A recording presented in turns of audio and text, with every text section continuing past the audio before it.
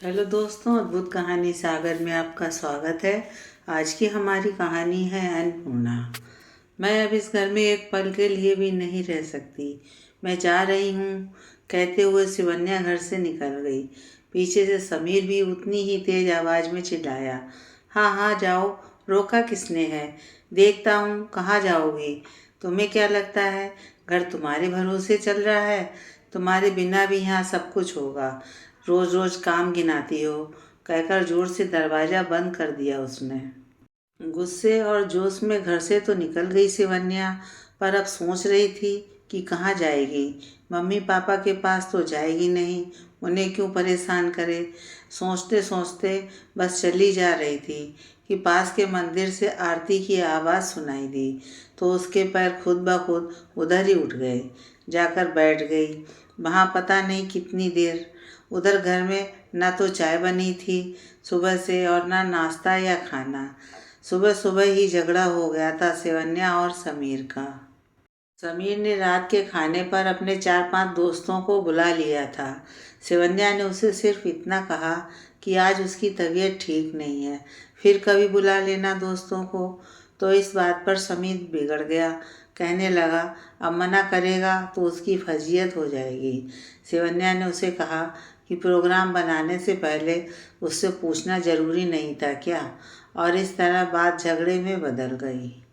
दोनों के झगड़े से बच्चे भी डर गए और सहम कर चुपचाप अपने कमरे में बंद हो गए। पर थोड़ी देर बाद विहान को भूख लगी। वो अपने पापा के पास गया और कहने लगा, पापा मम्मी कहाँ गई? बहुत भूख लग रही है, आप मम्मा को ढूंढ कर लाओ ना, मुझे मम्मा चाहिए पापा। और ज़ोर ज़ोर से रोने लगा। समीर भी जैसे सोते से जागा। उसने देखा काफ़ी देर हो गई शिवन्या को गए हुए। किसी अनहोनी की चिंता से उठकर भागा।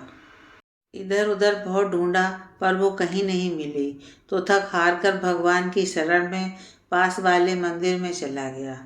घर के इतने पास होते हुए भी वो आज तक इस मंदिर में नहीं आया था। उसने देखा अन्नपूर्णा माँ का मंदिर था। माता की मूर्ति को ध्यान से देखा। एक हाथ में बड़ा सा चम्मच था और दूसरे हाथ में अन्न से भरा हुआ एक बर्तन। उसे माता की मूर्ति में शिवन्या का अक्स नजर आने लगा। वह भी तो उसके घर की अन्नपूर्णा है। परिवार के हर सदस्य का कितना ध्यान रखती है वो। जब वह खुद बीमार होता है तो कैसे उसके चारों तरफ घूमती रहती है और उसका ख्याल रखती है। हर साल छुट्टियों में मायके से पहले अपने सास ससुर के पास गांव जाती है और यहाँ से भी हर महीने उनके पास ना जाने क्या क्या बनाकर बेचती रहती है। ज़रूरत का ऐसा कौन सा सामान होता है जो वो नहीं बेचती? वह खुद इतना सोच भी नहीं पाता। शिवन्या को कैसे सबकी ज़रूरतों का बिना बोले ही पता चल जाता है।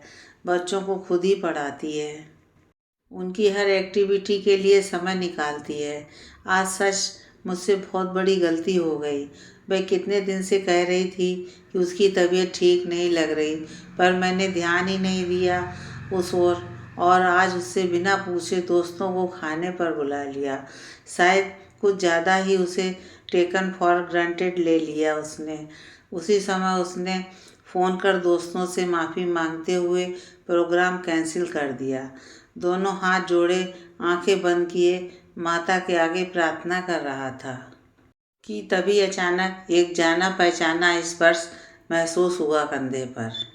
बिना एक पल गवाए हाथ पकड़कर खींचकर गले से लगा लिया और मुंह से सिर्फ इतना ही निकला, शिवन्या घर चलो तुम, मेरे घर की अन्नपूर्णा हो तुम।